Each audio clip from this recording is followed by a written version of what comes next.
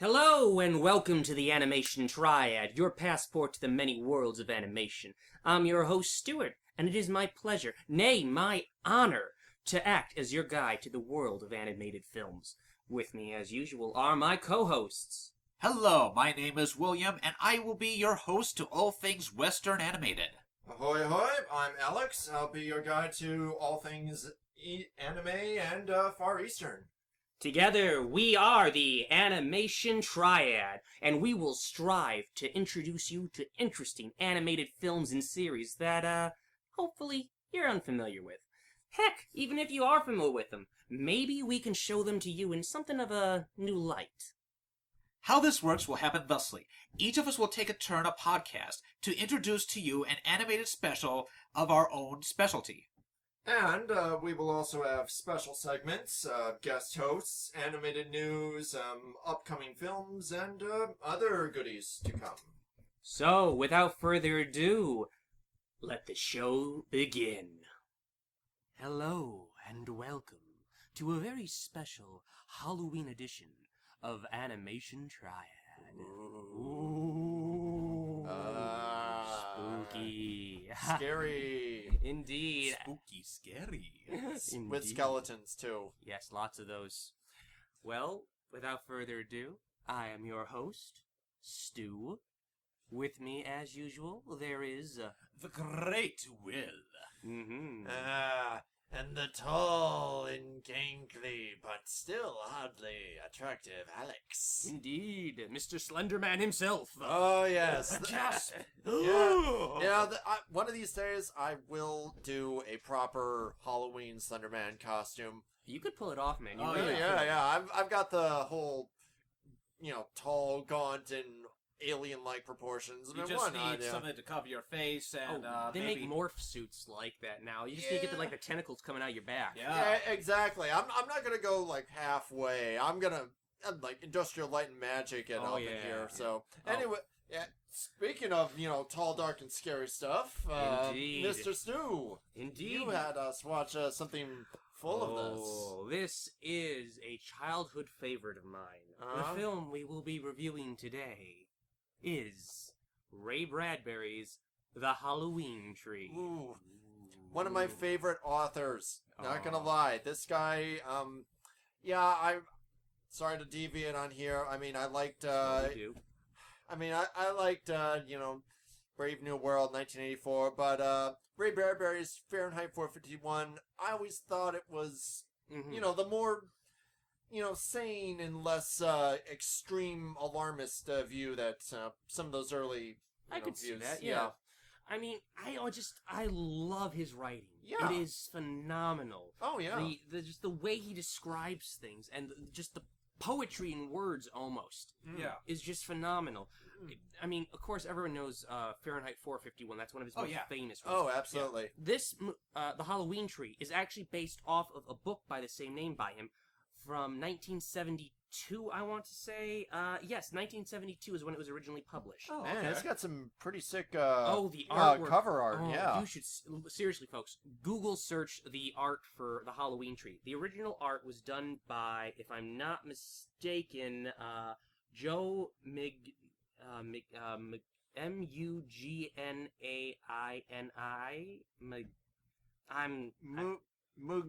Joseph Mugnaini? Sorry, Mr. Mr. Joseph. Yeah. For Joseph botching M. anything like that. We'll call you Joseph M. Joseph M. Just because we don't want to Offend butcher, or the butcher your name anymore. But yes, the artwork was phenomenal for the book, and it really helped set the spooky mood throughout the book, which I would recommend to anyone who's a fan of Ray Bradbury.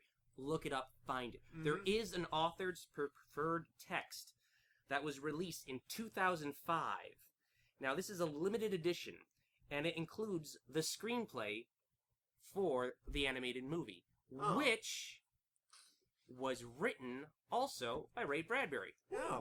And, even better, What's that? he narrated it. Ray Bradbury is, I feel like, one of those triple threats of authors that not only has the ability to write excellent material, but also has, the voice and the persona to, bring it to life and also, keep it from being muddied by the corporate overlords that are a necessary evil to, to bring it to the silver screen and whatnot. Well, here's an interesting fact about this. Now, this was a made-for-TV movie that was originally aired in 1994, I want to say. Maybe 1993, actually. Yeah, 93, actually, is when it came out. And it was aired on TBS. Now, most of the time when you see the artwork for the cover, it has the Cartoon Network background on it. Now, that's because this is done by Hanna-Barbera, which was then bought by Warner Brothers.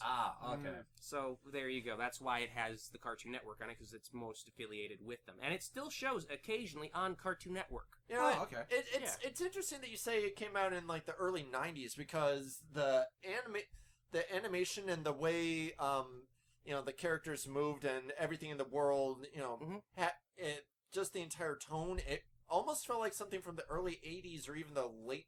High production, late '70s almost. But I could definitely see that. I mean, the film itself, the art is very reminiscent of like Norman Rockwell. Yeah. And as I said, the narration just adds to that. It's just dripping with atmosphere. Yeah, in a idyllic Midwestern state, in an idyllic Midwestern neighborhood. Oh, it's straight up. It's Rockwell. Is the only way to describe it. Where there's your Leave It to Beaver-esque troop of friends. But Eddie Griffith show. Pretty much, yeah. I don't like the Griffith. He was good. He was good, yeah. And well, here's the interesting thing, though. What's that? It was made for TV in 1993. Yeah. But the novel originated. Yeah. As a screenplay in 1967. Really? Whoa. Which was supposed to be worked on by Chuck Jones. Really? Yes. So Bradbury just sat on that for 30 It fell years. through for some reason. Really? I'm not 100% sure why. I never really found out why it fell through, but that would have been awesome. Chuck Jones, the legendary animator of like Looney Tunes and just so many countless others. Red Hot Riding Hood. Oh, yeah. That one.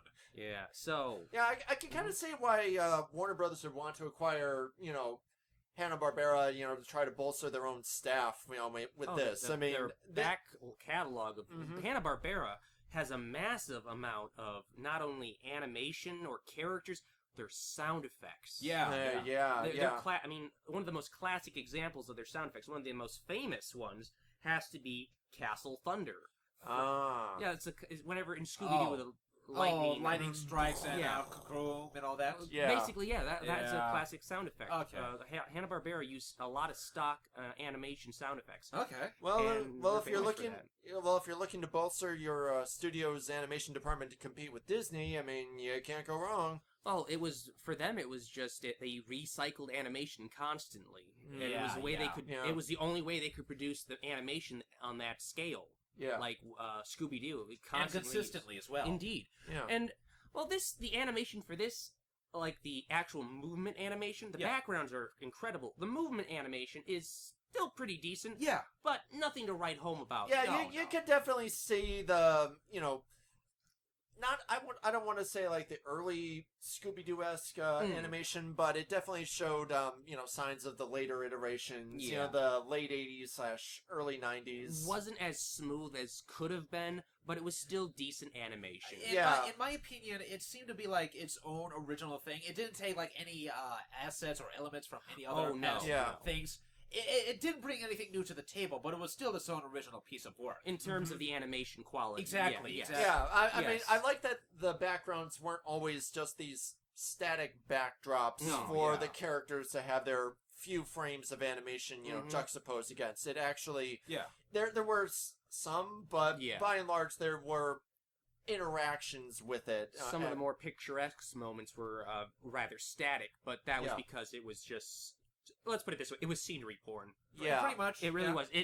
This whole film is just a tribute to what Halloween should be, in my opinion, in terms of how it feels. Just just the overall just dripping with the autumn atmosphere. Yeah, you're wandering around at night with your friends. All these spooky shapes and stuff in the background. And if you look carefully in most of the backgrounds, you can see like some sort of like monster shape. Oh yeah, I noticed that like there are like actual skull faces in the trees and the mountains and whatnot. Claws. Yeah, exactly. Everywhere. Yeah, that was a fun little game to play. Stop the skull or something. Yeah, nice little drinking game. Oh yeah. I'm going to be a little bit of a deviant here and say that that was I loved doing that, as a kid when it was, Halloween / autumn time, but I just feel like nowadays youth today, they don't really get to experience that kind of joy. They have to be, chaperoned from house to house constantly. Times change. Times change. Not so much chaperoned. Most of the time, and this is what bugs me to no end, is driving in cars house to house. Yeah. Now, I'm all for get a bunch of friends together, drive to a different neighborhood, park the car, and walk around. The block. Yes. What I can't stand is driving to each house, and I see people do that all the time. And or the just... trunk or treat. Oh, yeah. I mean, no. If you're going to put hard work and effort into a costume and go out into a social event, you want to be able to travel around and socialize rather than just go to one pre-designated location and just meander around a few parking spaces. Remember, it's not the goal at the end; it's the journey to get there. Indeed. And with that in mind, this, as I said earlier, this is a film from my childhood. Yeah. I watched this every Halloween. I loved it. And to this day, I still watch it almost every Halloween. I make a point of watching this film. And it's right up there in terms of great Halloween films. I love Hocus Pocus. That's another one I watch every Halloween. Trick or Treat. I love that movie. That is great. Films like that really, I think, capture the atmosphere. That really makes it feel like this is what I wish Halloween was still like or would be like. And a game that makes me think of that would be Costume Quest by Double Fine Productions. Yeah. Oh wow. Dude, nostalgia trip from my early college days when that came out. That was a great game. Oh yeah, that was the download the DLC for it. Gobbies on Ice or something. Yeah. It wasn't bad. Cliffhanger was really annoying, and then the sequel came out, which I still haven't gotten through all the way. Very enjoyable though. Yeah, but yeah, like you say, this movie I feel really kind of embodied that Rockwell-esque classic Americana take on, the spirits and tradition of trick-or-treating and Halloween, which really were just building off of a lot of other different cultural input.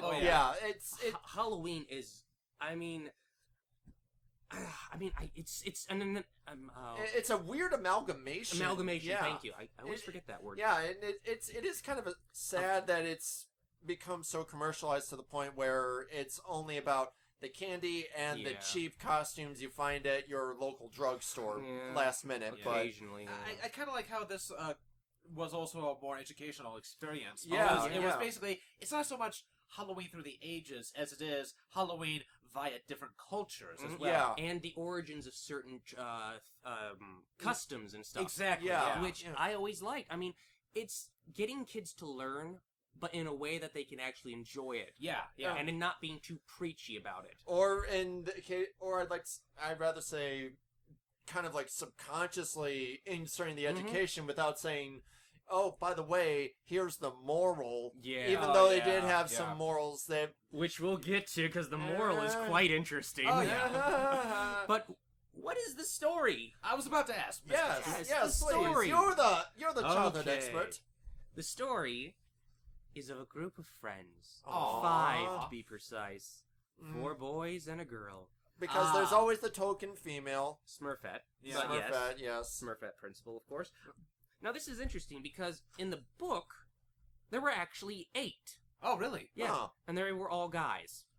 Oh. Including the one dressed as a witch. Kind of odd, but, Well, whatever. I mean, he was ahead of his time. Maybe he was a warlock. I mean, it depends. I mean, men could be witches, too. They just would... He was probably like a proto Harry Potter, enthusiast before it became a thing. I mean, it's Halloween. Dress up as whatever you want. Yeah. But yeah, in the movie, there's only like 1, 2, 3, 4, 5 of them, and there's Tom Skelton, Ralph, I think the Mummy, Jenny the Witch, and the Gargoyle, whose name I am... Wally? Wally? Yeah, Wally. Yeah. Wally, yeah. Who is also the designated pudgy guy. Yeah, Yes. you got some real cliched stereotypes here. You got the lanky one, the nerdy one, the girly one, and the fat one. Oh, and the girly one is also the very smart one, too. Oh, so. and at least we forget the one with the catchphrase. Oh my gosh. Oh my gosh. Which was... Wally. Wally. Yeah, there's a drinking game to lose your liver, too. It just got really annoying after a while, I will admit. It never bothered me much as a kid, but now watching it, I'm like, that's kind of annoying now. Okay, yeah, we get it. You're the pudgy one. You have to have something that annoys us, but... Mm-hmm. So, as I was saying, Halloween. Yay. The kids' favorite time. They're all dressed up and they're getting ready. Oh, we're gonna surprise the heck out of Pip. He's gonna be so impressed by our costumes. But who is this Pip? May we ask, who is this Pip? Who is this? Could he be the second coming? According to these kids, this is the second coming of Christ, folks, because he is the greatest kid on earth. Oh my God! Yeah. Oh, they sing the praises to him. One of Ray Bradbury's descriptions of him was, they say that on the day he was born, all the soda pop bottles fizzed. All the soda pop bottles in the world. Fizzed over in joy. So this is either the second coming of Christ or the Antichrist himself. Well, Debatable. I'm going for the latter. Well, as the movie goes on, it kind of... Yeah, but anyways, we'll get to that. So, yeah, we get this, all the kids running to meet up, and Pip's not there. Gasp! Yeah. What's this? It can't be Halloween without Pip. He's the best of us all. We need him. Yes, because without him, the linchpin that holds our lives together is going to collapse. Pretty much. Yeah. It's laughable, really, but at the same time, it's just like, you just roll with it. Yeah. Just roll with it. So they rush to his house, and lo and behold, there's no monsters climbing up the walls. There's no decorations at all. Blasphemy! What's happening? He's being carted away in an ambulance, presumably almost dead. Da da da! Appropriate, given the day. Hey, children's film, you know? Gosh, get them used to the idea of death. Yeah, but don't worry, it's not like he died or anything. And then they find a note left for them. Uh-oh. A note saying he's going in for appendicitis that he may not recover from.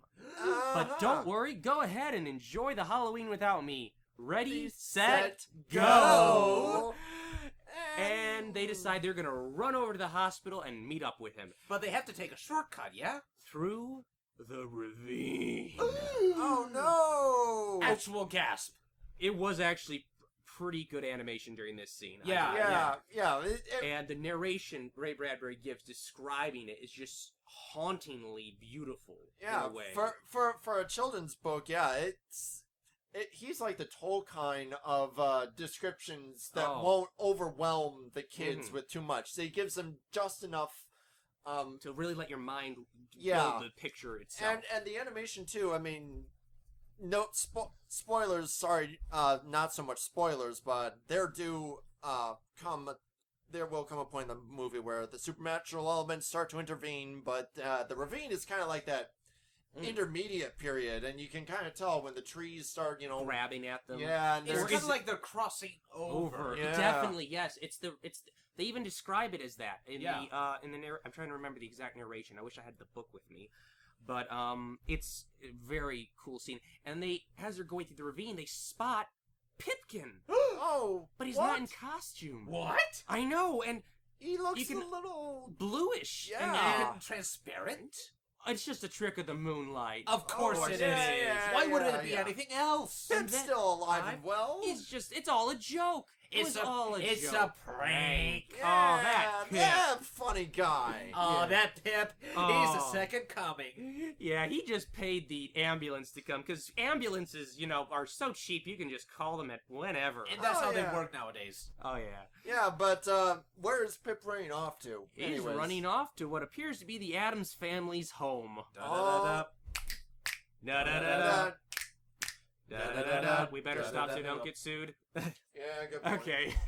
So, they find this house, which is described as if being carved from solid black marble. I actually really like That it. And it does. Once again, the descriptions Ray Bradbury gives are just phenomenal. And his narration as well. Oh my god. The deliveries, I love it when authors narrate their own books usually. Yeah. Neil Gaiman does this, Yeah. and he does an amazing job. That man's voice is just velvet to the ears. Just so that you know, dear viewers, we are not paid or endorsed by Ray Bradbury, Ray Bradbury's Spirit, or any other entities and or magical entities that may endorse Ray Bradbury. We're Though just if you massive do wish fanboys. Though if you do wish to sponsor us in any way, please get in contact with us. We could always use the money. Leave a like, subscribe, all that other YouTube. Jazz. Yeah. And all that jazz. But anyways, this mortuary of a house. Yes. They take one step onto the stairs leading up to it, and it starts playing the funeral march. Which at this point, I think most of us would turn around and run. Most of us who are sane and of sound mind. But not them. These are the disciples of Pip, and they shall find him. Or they're the Rockwell kids that Yeah. immediately don't think something spooky and unnatural in this world happening is cause for, no alarm. Magical realism, I guess you could say to some degree. A suspension of disbelief to some degree. Well, they must have immense imaginations because the moment boards and planks and, the entire house starts warping, collapsing around them to lead them to the door. And then as soon as they knock on this old, they describe it as a Marley knocker from, Christmas Carol, which I thought was interesting choice of literature, considering that, Halloween, Christmas, I mean, Nightmare Before Christmas. It's like they're not even hiding the fact that, they're trying to promote one another. Well, here's the thing. The Christmas Carol is a ghost story. It is a straight up ghost story. I mean, it's got Christmas themes throughout the whole thing, but it's a Christmas themed story. But he is visited by 4 ghosts. Yeah. Marley and the 3 spirits of Christmas. Yeah. Now that you think about it, the marketing blitz nowadays to get, Christmas out before even Halloween properly begins, it doesn't really seem all that far-fetched now when you think about it. At my work, I get Christmas music right around when Halloween, like the couple days before Halloween. And I'm just like, no. No. Anyway. But yeah, so the door opens up by itself. Of course. And a whirlwind sucks the kids in. Whoa. Where they are greeted by the one, the only, Mr. Clavicle Moundshroud. But, hang on a sec. Who voices this Moundshroud? Yes, he sounds so familiar. Really? Because, truth be told, if I hadn't looked it up or, say it on in the credits, I would have never known this. He is voiced by Leonard Nimoy, the late great, and we are all doing the Spock. We are all doing that right now in honor. Live long and prosper, Mr. Nimoy. Never cease to seek out bold new adventures on distant worlds. Yes, and in this world, he is Mr. Moundshroud, or as I like to call it, Mr. Burns on a really, really, really weird day. Yeah. He does look almost exact. He's got the same hooked nose and the head. Oh, well, yeah. The head part threw me because it's like, okay, you must have a massive fluid buildup back there because you've got enough skull in the back for at least 2 people. Yeah. It's an oddly shaped head, but he is such a cool character. He really is. He helps make the film, in my opinion. Yeah. And this is, seriously, if you did not know this was Leonard Nimoy, you would never be able to tell. No, this is... He does such a good way of altering his voice in such a way that you just don't know it's him right off the bat. Mm-hmm. But if you listen to some of his, I want to say later work, you'll be like, hey, that sounds like Leonard Nimoy. I could see that. I mean, later on, yeah. But I mean, other than this, I mean, the only other thing I think he's voiced off the top of my head was Galvatron, as you said, from the Transformers movie in the 80s.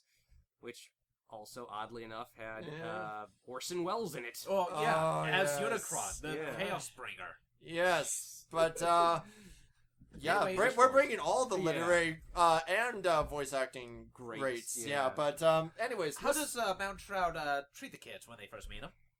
I gotta admit, he's a grumpy old guy. He does not like them. He's like, okay, well, why are you dressed like a witch? What? That's right, you don't know! You know nothing! What about you? Why are you dressed as a skeleton? Because it was cheap and on sale at Oh, my shut up, grocery I don't listen. Be gone, children, you are wasting my time, and time is money, and I am important. I've got things to do. And then the fat one knocks over a chair, and they find Pip, who is now in spirit form. Oh no, ghosts! Indeed. And he's like, there you are. We have business to take care of. No, we don't. And he books it. And the kids give chase. Yeah. There's going to be a lot of that throughout this movie. I gotta give props to these kids for, being willing to stick around in this house that doesn't even have any king-size candy bars to come in there, man. None. Yeah.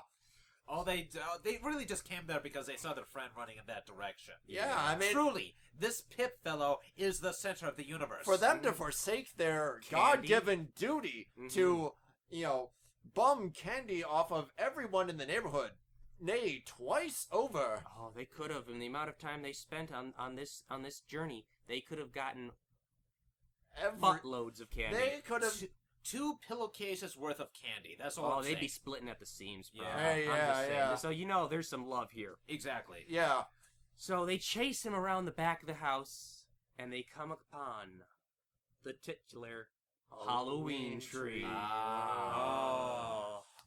This was one of my favorite images from the movie. Well, describe it for us. Yeah. It is a giant tree, several stories high, huge branches going everywhere, long, draped.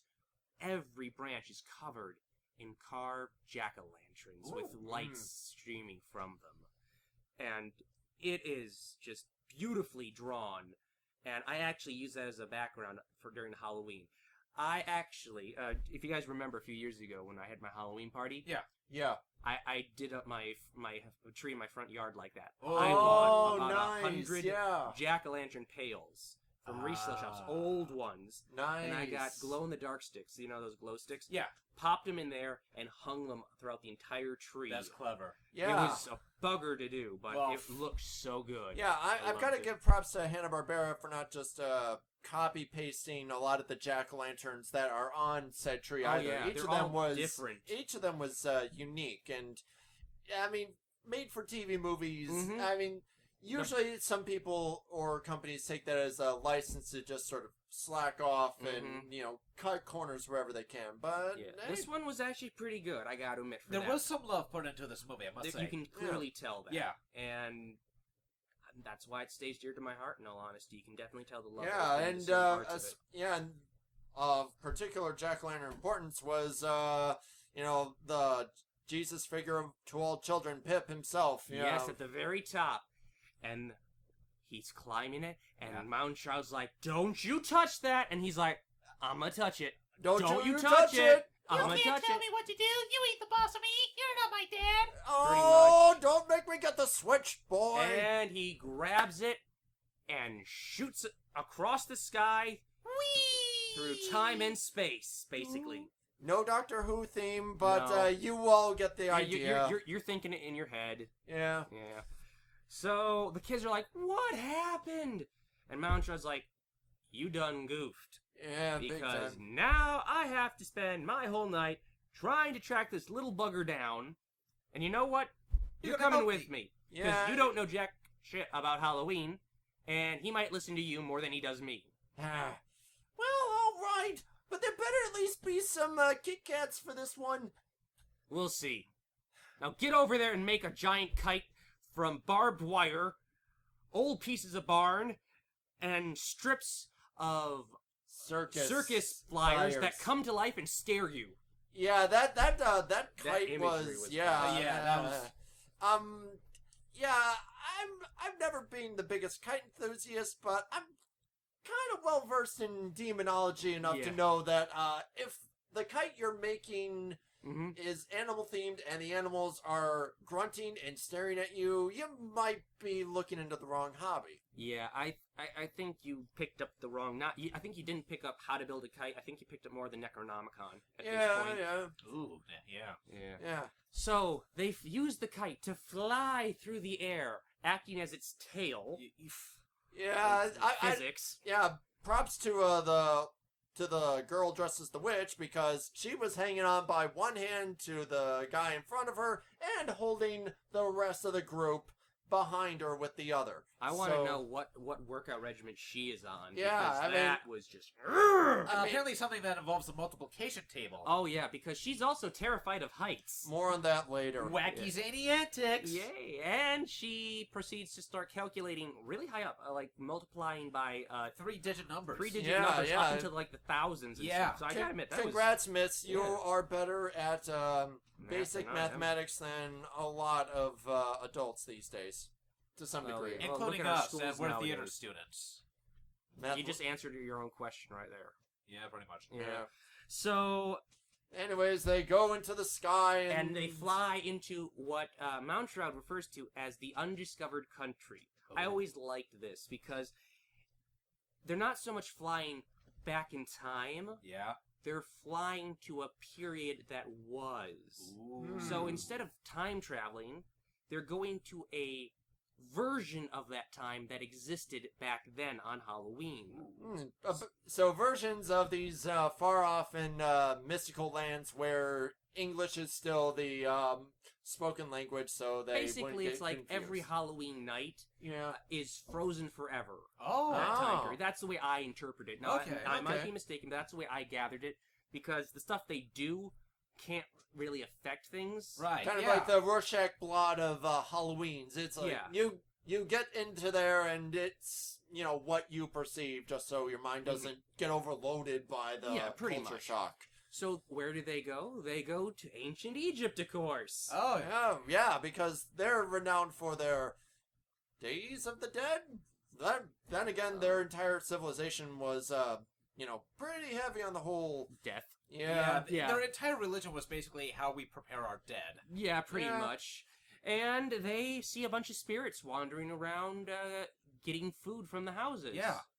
And they go into a house, and they discover a mummy being sat up at the head of a table, and the family there's like, oh, we speak English and understand exactly what you're saying, and this is why we're doing this. And we're not really perturbed by your strange outfits. Or the fact that you're as pale as the moon. I will voice my complaint here because, while the Egyptians weren't, shocked by the appearance of these, obvious outsiders, I'm surprised that the kids weren't shocked by the obvious lack of the Jewish slaves that might have been present.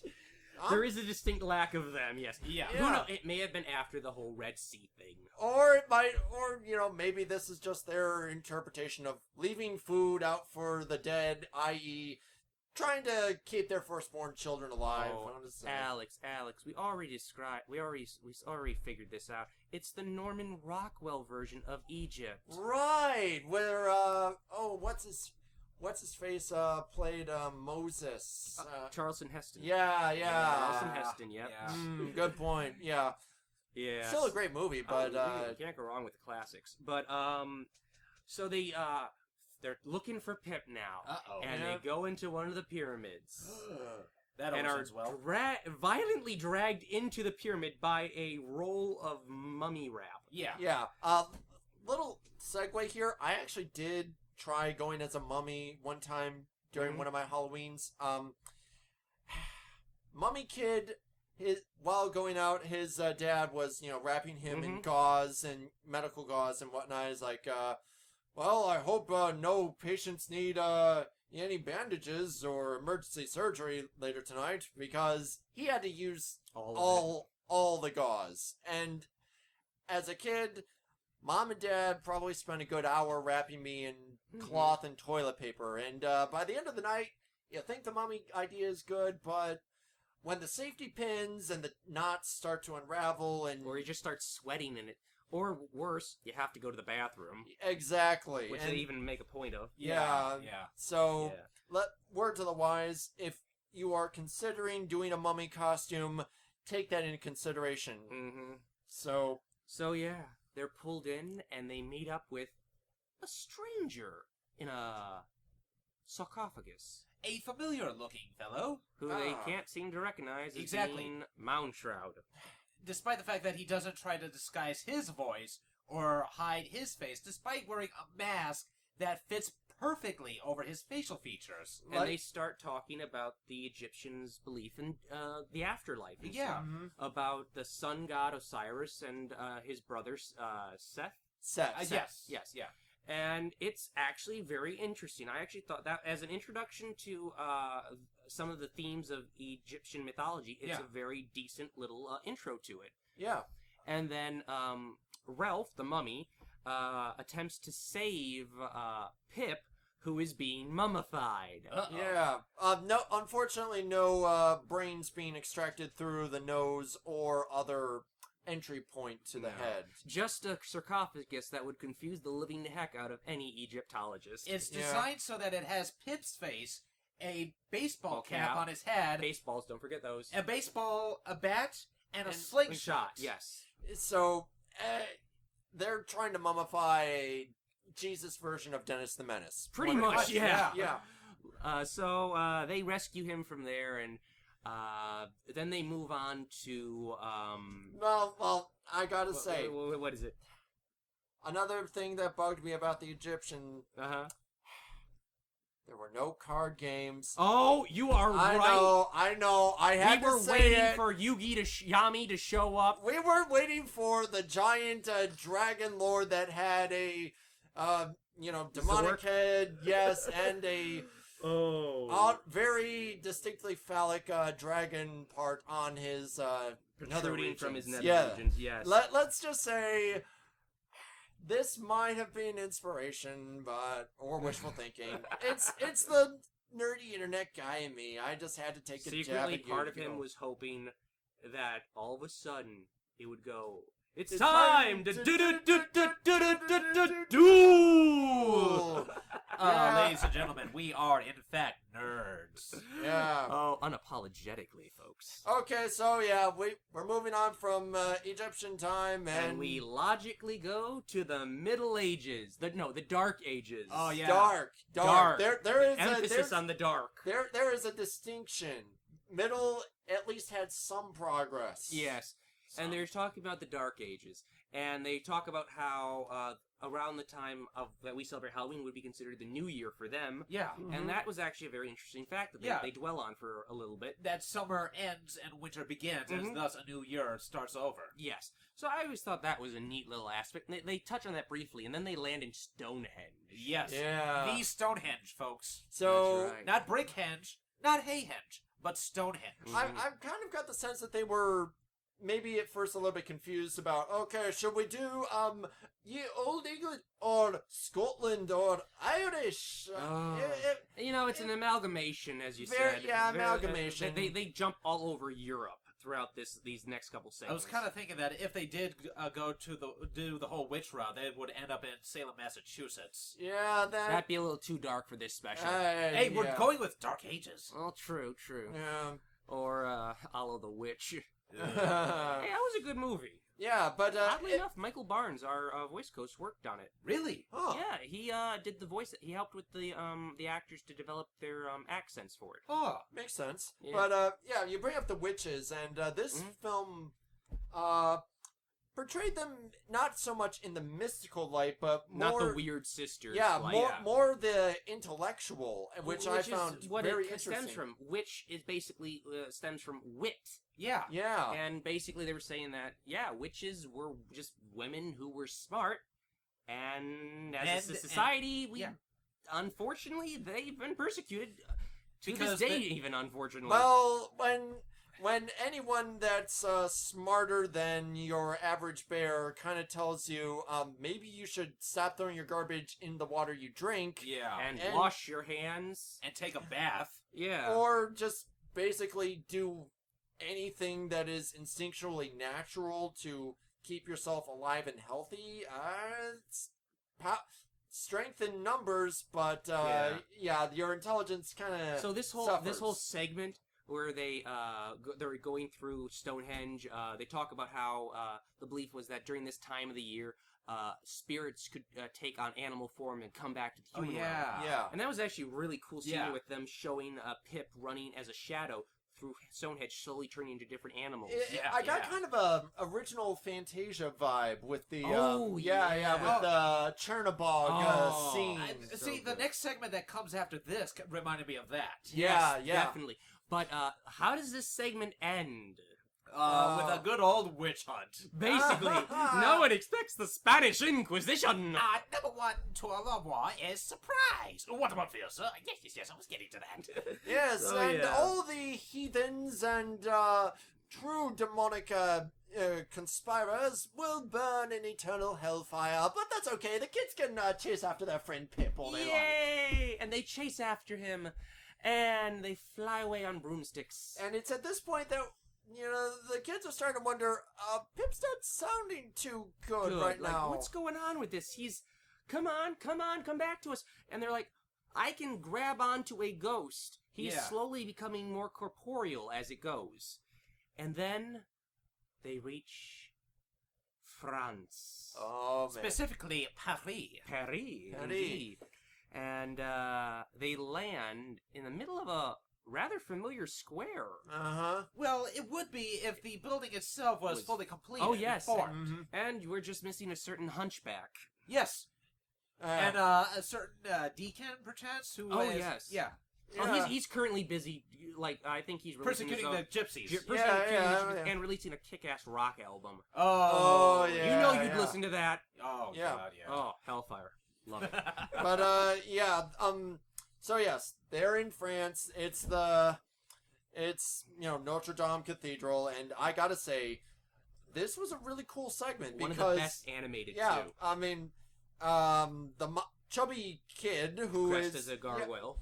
Well, I originally thought it was like some sort of wolfman slash, he monster. took the mask off. They refer to him as Monster. Yeah, but eventually, which is kind of vague. Yeah. Anyways, Moundshroud just sort of says, "Look, the cathedral isn't built, but if you just have to imagine it in your mind, and the bricks they'll rise up and form the walkways." Well, as I said, this is an amalgamation of the time period. So the moonlight comes down, and you can see the outline of what the cathedral will be. Yes. Yeah. Yes. So, and you can see Pip in one of the towers screaming, just like, help! And this is what I like, because as the moonlight's coming down, Moundshroud is backing away from it. Yeah. And they're like, well, why don't you go get it? And he's like, oh, there are places that I'm not as welcomed as others. Yeah. Hint, hint, folks, the devil can't enter a church. Among other places. Among other places, yes. But, so he sends them up, and they, the chubby one is running up the stairs, and like, okay, I gotta just take a step off this big, huge drop, and a rock will come up. I can do this. And the girl, Jenny, being the sociopath that she is, pushes him off. And the rock comes up and saves him. Yeah. But it's just like, just one loop whistle away from whoop. My sociopathic tendencies are kicking in. Push.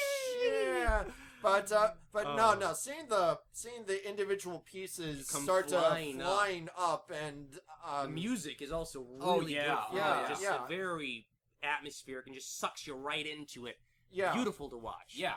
And once fully completed, and then Bradbury starts narrating again about all the loose spirits and the demons and the ghouls, and being summoned by this one location to become the guardians of the church, basically.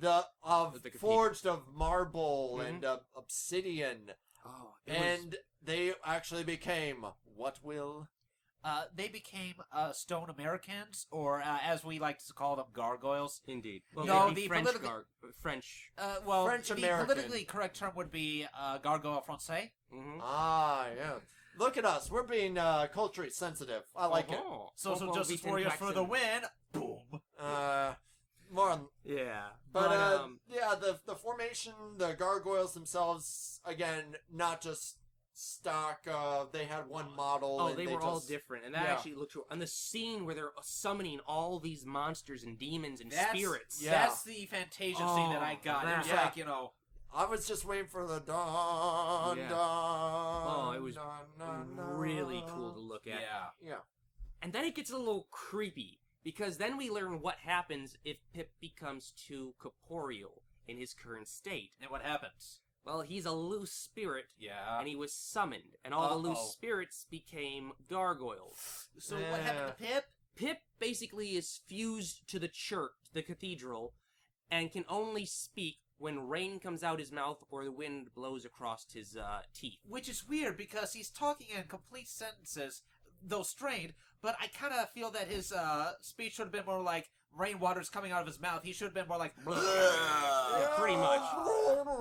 But another thing you get watching this for the older crowd or those that frequent the D&D circle from time to time, Pip is constantly holding on to the pumpkin that he stole from the Halloween tree. Which is constantly described as his pumpkin soul. So, in essence, Pip has become a lich of sorts and is fighting to maintain control of his phylactery. Yes, or, in Harry Potter terms, Horcrux. Well, yeah. Kind of. Yeah, I would say so. Yeah, basically. Or, what were they in the Star Wars again? The Jedi or Sith could impart some of their... Holocrons? Holocrons, that's right. Yeah. It's not... Well, I'll talk about that later. But Pip obviously was an amateur necromancer because he's not doing such a good job. Well, here's the thing. Moundshroud constantly is going on about how we have a business. I have business with him, or we had a deal. Yeah. Which makes me wonder a few things. Yeah. I mean, I mean, it kind of makes sense because all these kids really like Pip. He must have some sort of charm effect upon them. Yes. Oh, yeah. So if you really want to read dark into this... I will be talking about this. Well, behind all the Norman Rockwell perfect Americana image, there is... Oh, what's that? American Nightmare? Rob Zombie. Yeah. Or there could be, just any number of horrible things. American Psycho, who knows? Oh, yeah. Or American Gothic. Oh, yeah. That was But what happens next? Well, the chubby one, Wally or whatever his name is, reaches up to try and save him and rips the stone pumpkin off him. Uh-oh. And you literally, Pip is just like, you tore up my sternum! Basically, he ripped off part of his stomach with it. Yeah. But he falls down in spirit form, chasing after the pumpkin, and Moundshroud drops from off the top of the cathedral like a bat, chasing after him. Moundshroud is a badass. Oh, he is. Pure, unadulterated. And the kids fall off the cathedral, thankfully landing on gargoyles that spring to life and fly after Pip. And sound like Keith David. If only. Yeah, if only. Hang on, Will. Hang on, Will. Don't worry. We'll get to that in a little bit. I'd also accept, what's the other actor? Ed Asner? Ed Asner. Ed Asner is just awesome in everything. Listen, any of the cast of gargoyles would have been fine. Yeah. But where do they go to next? Why, they go to El Mexicano. Excuse me. Mexico. It's Mexico? Mexico. Come on, where's your 4 years of high school Spanish? As Trump would say, the other side of the wall. 2 years of Spanish for me, and I barely passed. Thank you. I'm sorry. I would love to learn Spanish. I'm just terrible at languages. Well, I think the problem is it's not ingrained into us at a young enough age. Languages, you really need it throughout. And not an hour a day and some homework at home isn't going to cut it. Help. Yeah. No. So what do they do in Mexico? They discover Day of the Dead. Huzzah! Indeed. Dia de los Muertos. And they talk about that. And this is actually, I love the Day of the Dead. Yeah. I love the aesthetics of it. I love the background of it. And I just find the whole idea behind how this works to be quite fascinating. Yeah, what's the idea? That's something we're going to talk about much later when we review the Book of Life. Oh. But I want to get more prepared for that because Got it. I don't want to butcher a culture's holiday. No problem. I get it, but Day of the Dead for me, it doesn't feel like it has allowed the commercialization to get its claws so deeply rooted in it as it has our American version of Halloween. A lot of you got to think about it because a lot of Americans misunderstand what it is. They think Day of the Dead is their Halloween, and it's not. It's a different date and everything. Yeah, it's the day after Halloween, isn't it? I'm drawing a blank. I'd have to look that up. We'll look it up. We'll look that up. But they have the Dios de los Muertos. Yeah. No, it's Dia de los Muertos. No, it's the Day of the Witch, which is Day of the Witch. All right. Los Dias de la Bruja. Bruja, I think, is rich. We'll catch up on our Spanish class lessons later. Spanish. But they follow them there, and they start talking about the customs and stuff, like the sugar candy skulls. And stuff, where they meet a guy in a giant sombrero and a poncho, face obscured, but his voice is not. Yeah, same voice, obscured face. Makes no attempt to really hide himself. Yet they still don't know who he is. Because these are kids with the minds of peanuts. Indeed. And he gives them candy skulls with their names on them. Sweet. Literally. Yeah, sweet, yeah. And then he gives this nice little line of just like, chew and swallow, swallow and chew, embrace the light from the tunnel, and be oh so glad you are alive! And he reveals himself. As Moundshroud. He just steals every scene he's in. He really does. Well, it is Leonard Nimoy. It is. So, it's kind of hard to argue with Mr. Spock, so... So then they're like, okay, but we gotta find Pip, because, he's dead and all. Yeah. So, he turns himself into... So, Moundshroud turns himself into a pinata. Yeah. Which, if you look carefully at all the other pinatas, which are flying around in the air for some reason, there's a mummy. A witch. A gargoyle. I see a theme here. And I think, if I'm not mistaken, there might have been a skeleton. Skeleton. And then him. And these kids are running around, these other little Mexican kids are running around, and one of them's got a bat, and they bash open Moundshroud's pinata, and thousands of bats come flying out, picking up our 4 young heroes, and flying them to the graveyard. Yeah, so... where exactly in the graveyard do they drop them off? To the catacombs. That, I hear the word catacombs, and I think that probably would have fit in better with the, the French and the gargoyles. Well, with the catacombs, in terms of France, you have all the mass skulls and stuff. I mean, that is really interesting. I've only seen one... I can only think of, one film or something that's really delved into that too much, and that was that As Above, So Below movie. Yeah, that was a awful found by footage. I'm not a big fan of found footage films. Also, it's more of like a cultural aspect. I mean, for the French, it's more like these creatures that guard the building. For Mexico, it's basically the catacombs and the skeletons of their loved ones. This is where you go to pay tribute to their family, and also they're not forgotten. Yeah, but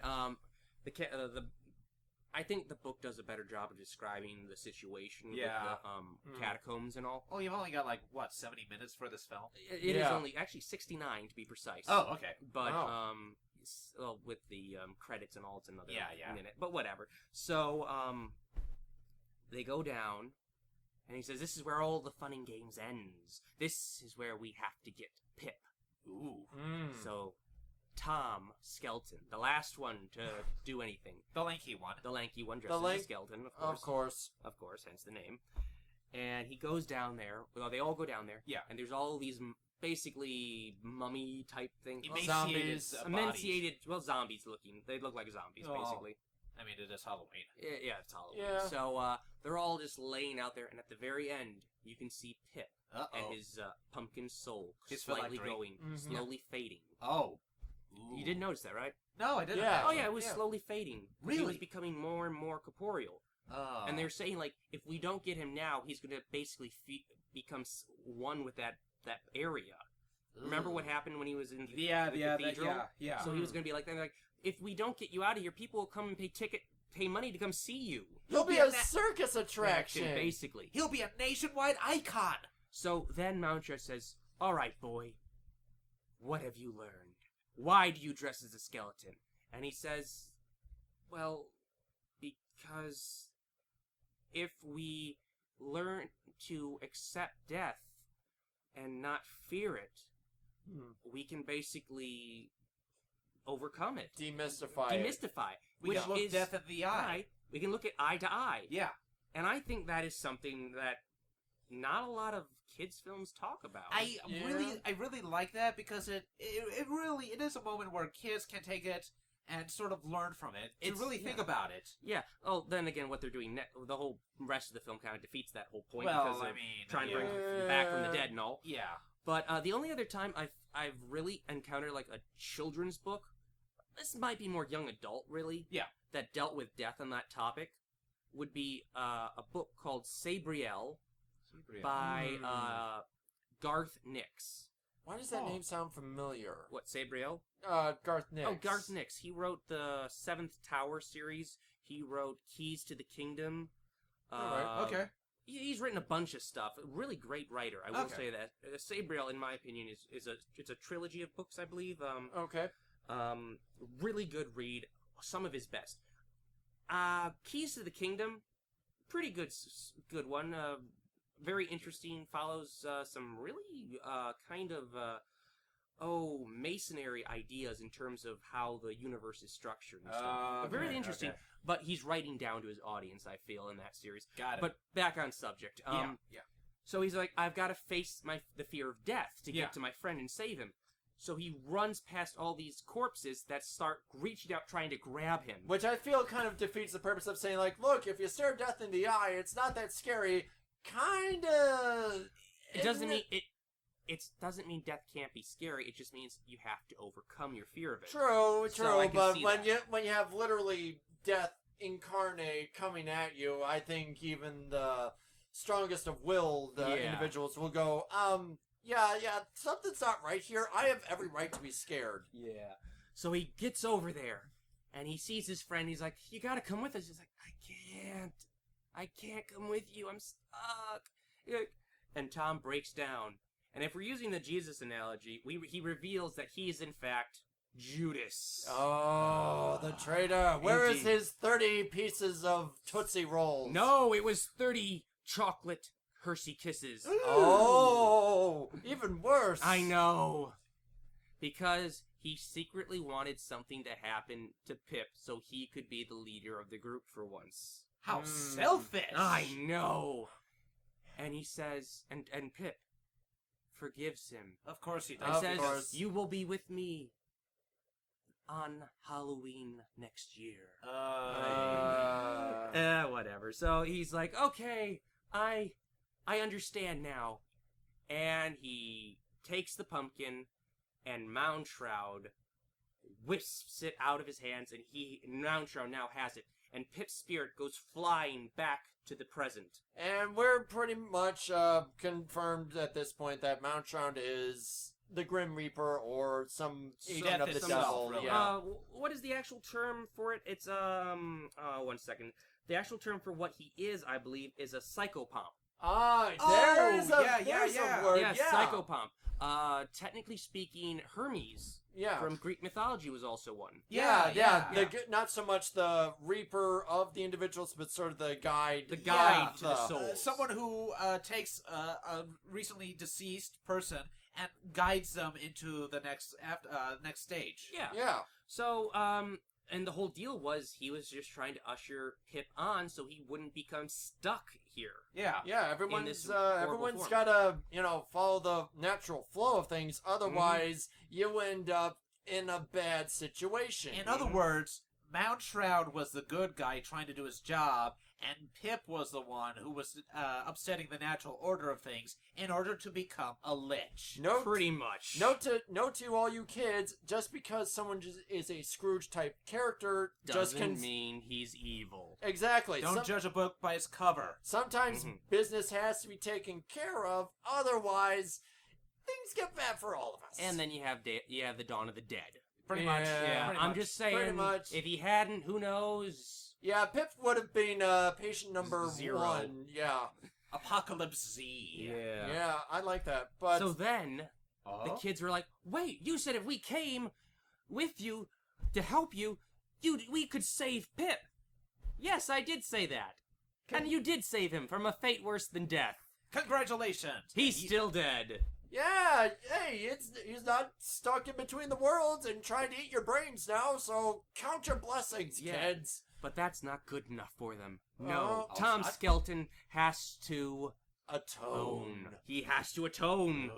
So what is Mr. Skelton? By the way, that is a metal name. If he does not grow up to be in some sort of, Rob Zombie / 9 Inch Nails type band, I will be very disappointed. Either that or he's the descendant of Red Skelton. Oh, wow. Come on, we're getting classic in here. Wow, Okay, wow. okay, yeah. Listen to Mr. He was a Fancy comedic Pants. genius, that Yeah. guy. Pretty much, yeah. Yeah. But anyways, what does Tom Skelton, betrayer of our Lord and childhood Savior, do? He wants to make a deal. Oh. And, of course, Moundshroud's like, "Oh, yes, of course, let's make a deal. What do you have? Coin of the realm? Currency?" Very great deliveries, I gotta admit, too. Well, this is Leonard Nimoy. As we Yeah, keep saying, yes. He's got quite the vocal range. Oh, but, So, Tom offers up 1 year of his life Oh. from the end of his life. Ooh. And this intrigues Moundshroud. 1 year off the end of your life. Now, you may not think much of it now, but think when you're 66, when you're 70, when you're 80 even, you might want it back. Mm-hmm. Do you really want to do this? And Tom says yes. And then Jenny joins in, and then Ralph, and then Wally, and they're saying, yes, we will all give up a year off the end of our life to save Pip. And he says, I like it, I like it, I like it. Yes, that's good business. And something even, I think, on an emotional level connects with him. He's like, wow, true love for their friend. Yes. Yeah. So, I mean, yeah, that the whole power of love and friendship, it gets thrown around a lot in... But it wasn't, it was a bit more subtle in this. Yeah. To some degree, as it And- could have been overplayed, beating you over the head with the Yeah. love. I mean, they do it to some extent, all of them, when they're describing, when they meet up with him in his incorporeal form. It's like, oh, Pip, you're so great for taking the fall for me when I accidentally lit those fireworks in my house. And Pip, you're so amazing because you didn't make fun of me because I wear glasses. Or you never made fun of the fact that I was terrified of heights. yeah, then again, it wasn't, they didn't dwell on it too much. But for here, it's just sort of like, wow, this is kind of a really prime model, not only for kids, but for decent human beings to follow. Very Some true. really touching moments. It really is, and Moundshroud then offers them a candy skull with Pip's name on it. Yeah. And he says, eat this and seal the deal, basically. Divided into To four pieces equal pieces. for each yeah. of them. Moundshroud has a very interesting way of enacting his business transactions. I'll give him that. Oh, He's yeah. Points for style. I will say that. Yeah. So, well, he's a man of style, of course. Yeah, You saw his watch, his timepiece. Oh, That yeah. was the weirdest thing. He has his pocket watch on him, and every time he opens it up, there's an hourglass inside of it. Along with what looks like some planets or something as well. Yeah. Yeah. it's Yeah. very astute timekeeper. Yes.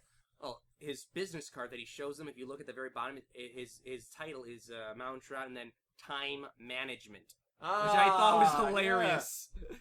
So they're like, okay, so now what?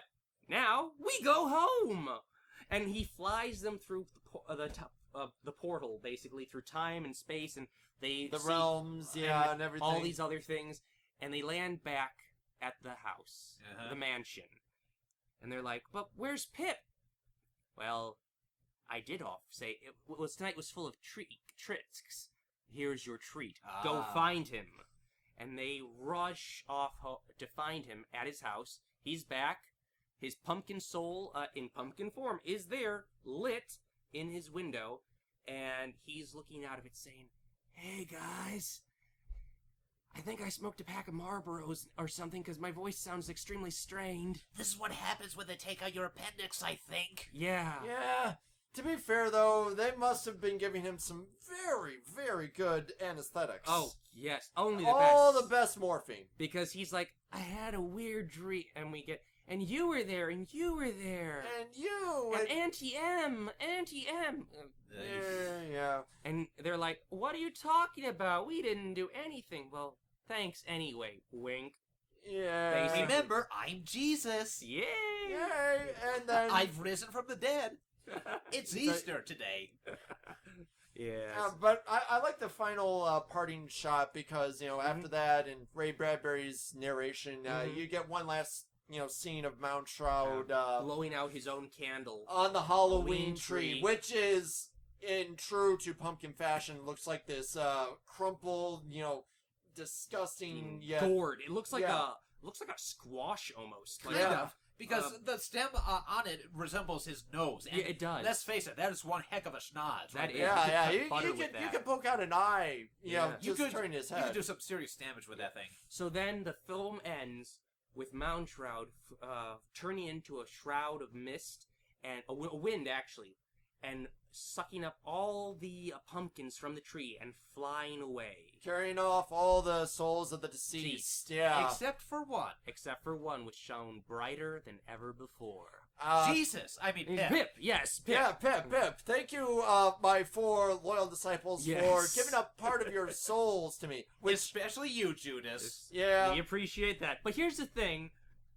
Does that mean he only has 4 years to live? Exactly. I wondered that. Well, I mean, it could be like, the conversion of those 4 years equals to something close to, like, say, 40 minutes. Well, depends on what's the value of Soul's currency right now. Oh, we're gonna get, stockbroker Wall Street type here, I see. Maybe each year represented 10 years. Or think about it like this. Maybe a year off the end of your life maybe has more value because when you're a kid, you tend to squander and take for granted the time you have, whereas when you're older... He did reference that, actually. Moundshroud did mention that. Yeah. So, I mean, maybe Pip might be fine, or maybe he was going by some other calendar, in which case 1 year might just be a month. You know what? We're just going to go with it. He got to live for a good...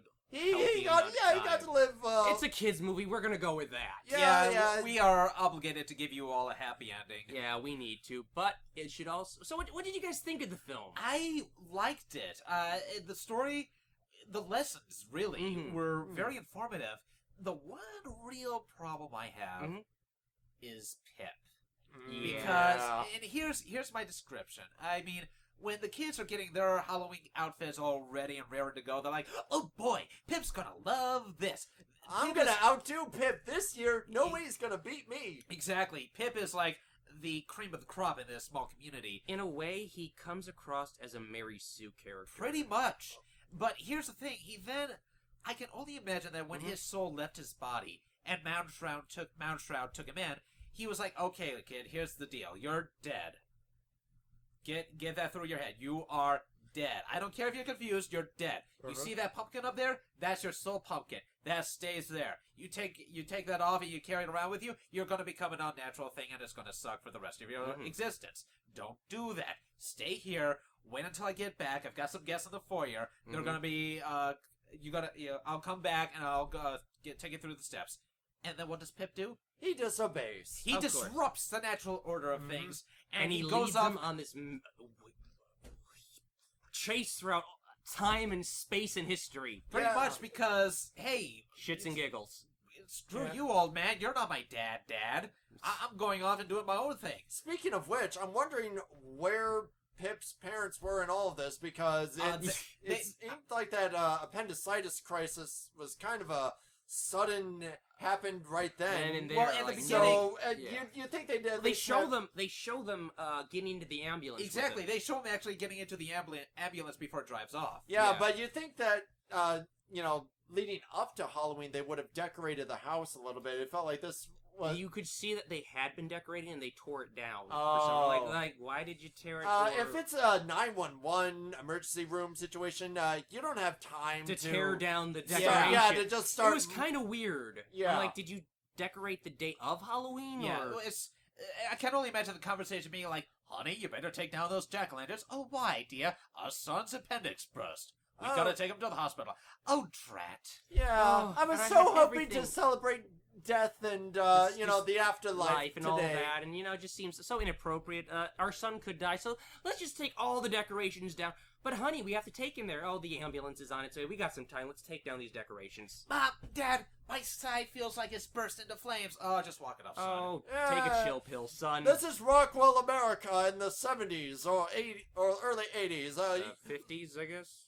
Well, it was written in 70s, so I guess it would be based in, like, the...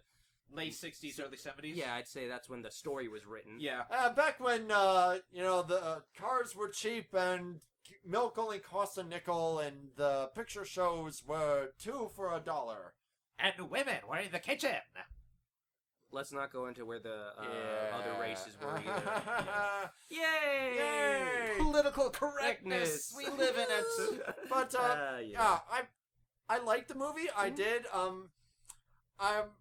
From the animation standpoint, I mean, the characters, other than Moundshroud, didn't really stand out. Exactly. They were stock-looking characters. Yeah, just sort of, like I said in my Excel Saga, diatribe, I guess you want to call it. Yeah, just sort of, he's the centerpiece, and everyone else is just sort of the poles that kind of prop him up and make him look good by Very comparison. much so. Yeah. I almost want to say that the character of Pip, while having next to no character of his own other than what everyone describes and feeds to him, I believe that the way they did so, it felt honest and heartfelt. So well, if you really think about it, it's kind of like a Tom Sawyer-esque. Yeah, good. I think that's the vibe they're going analogy. For. With yeah. He kind of looked like Tom Sawyer with the overalls with the one strap on top. Yeah, and the roundish square head. All he needs is the Huck Finn character. Yeah. But unfortunately, they had to cut time and character time restraints and all that stuff. But here's the thing. As I said, you already know my opinions of the film. I enjoyed immensely. So did the audience, apparently, because in 1994 it won an Emmy for Outstanding Writing in an animated program. Oh, and congrats. Was nominated for Outstanding Animated Program that year.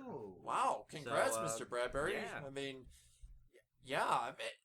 in my opinion, it's rare that you see, even back then, creators with that kind of control and semi-free reign to craft and bring their vision to life in whatever media, be it book, film, television. Yeah, it's rare because you do have to work with the necessary evil that is, There was a lot left out from the book. As I said, there was originally 8 characters, and there was a lot more places they went. Well, again, you only have like 69 minutes to work with. So unless you want to do, full feature-length movie and try either the direct-to-video or the one-time in the, Theater, underground movie theaters, But here's something else interesting, okay?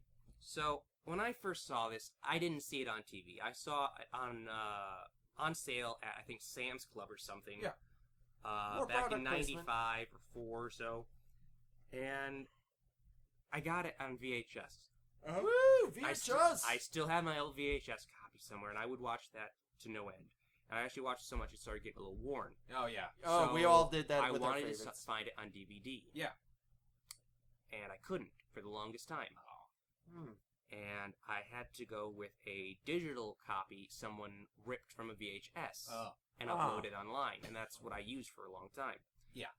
It wasn't until 2012 that it was released on DVD, which is what we just watched. Yeah. Wow. Really? And unfortunately, There are absolutely no special features. Oh. The disc has... I don't even think it has subtitles. Yeah, this... It was a bare bones to the extreme. Yeah, this thing... the DVD menu reminded me of something you'd see in the mid to late 90s when DVD players were just coming out and they were like $400 to $500 a piece. Even then, they still had like some features, like scene selection and stuff. I remembered, early DVD versions of like Toy Story when I got it, and that was just play movie, scene. This doesn't even have scene. I know. It just had play movie on it. Yeah, that's all it had, and the background, the title screen was just a super close-up of the cover of the DVD. Which, here's something, did you guys notice when you looked at the cover of the DVD, one of the kids was absent? Yeah, Wally was missing. Yeah, Wally, the chubby one, was the missing. Fat one. The fat one's missing in all covers of the movie. Yeah. Well, maybe they thought he just didn't look aesthetically pleasing. I suppose. But, here's the interesting thing, though. What's that? It was actually also, not only was it released on VHS, it was released on Laserdisc. What? Oh, yeah. Wow, we're getting into some with ancient audio tech. commentary by Ray Bradbury himself. What? Okay, so why hasn't anybody ripped that? Because that sounds like it would make for an interesting. I would love extra. to hear Yeah. I would love to hear Ray Bradbury's thoughts on this. Anything just to hear that buttery smooth voice. I know. Yeah. Oh yeah. So yeah, that was our first Halloween feature for the month. Hope you enjoyed. Yeah, We not do. too spooky for me. Not too spooky, just something enjoyable. But wait, What? Oh no. what do we have in store for our next episode, Will? Oh boy, what have we got? Ladies and gentlemen, Mm-hmm. 1,000 years ago, superstition and the sword ruled. It was a time of darkness. It was a world of fear. It was the age of gargoyles. That's right, ladies and gentlemen. We're going to be tackling one of the great Greg Wiseman's famous series, Witch. No, I'm kidding. Gargoyles. We're going with gargoyles. Yeah. Oh, okay, good. You had me worried there for a moment, man. You built it up. Yeah, I Well, got of course I did. nervous It's the there. old bait and switch. Yeah. There you go. This guy. So stay tuned, folks. Once again, I was your host, Stu, I am Will. And I am Alex. and we wish you a happy Halloween. Woo. Ciao.